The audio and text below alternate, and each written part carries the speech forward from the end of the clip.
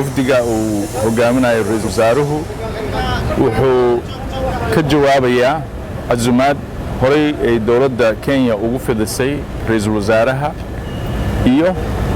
booqashadii ay wasiirka arrimaha dibadda dalka Kenya ku timaaday Soomaaliya magaalada Muqdisho oo aan ku yeelanay shir laba geesood ah kadibna ay prime ministerka u gudbisay casumaad official ah booqasho sharafeedna ugu tagtay madaxweyne Maxamed Cabdullaahi Farmaajo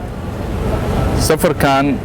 iyo booqashadii ay wasiirku ku timaaday intuba waxay ka mid yihiin si wanaajinta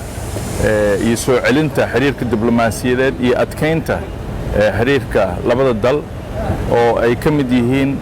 isu socoshaha dadka wax wada qabsiga darisnimo wadaagga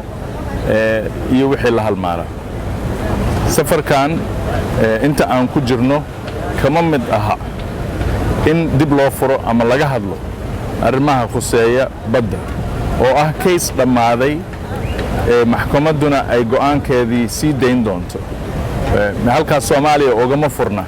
inay ka hadasho Kenya uma furna inay hadasho African Union uma furna inay hadasho cid kale oo ka hadli karta ilaa go'aankaas maxkamadda ka gaartana ma jirto booqashada ra'iisul wasaaruhu waxay ka bilaaban doontaa magaalada Mombasa halkaas oo uu joogo madaxweyne Uhuru Kenyatta oo aan u joogi doono maalin dhan oo booqasho shaqadaas kadib ra'iisul wasaaruhu wuxuu u gudbi doonaa iyo wafdigiisa magaalada Nairobi halkaas oo kula kulmi doono jaaliyadda Soomaaliyeed tagi doono safaaradda la kulmi doono diblomaasiyiinta ka wareysan doono xaaladaha dalka intii ay maaragtay Soomaaliya iyo Kenya xiriirkooda kala go'naayeen ra'iisul wasaaruhu wuxuu dhageysan doonaa jaaliyadda Soomaaliyeed safarkaas wuxuu qaadan doonaa ilaa 3 maalmood ugu badnaan ama 4 maalmood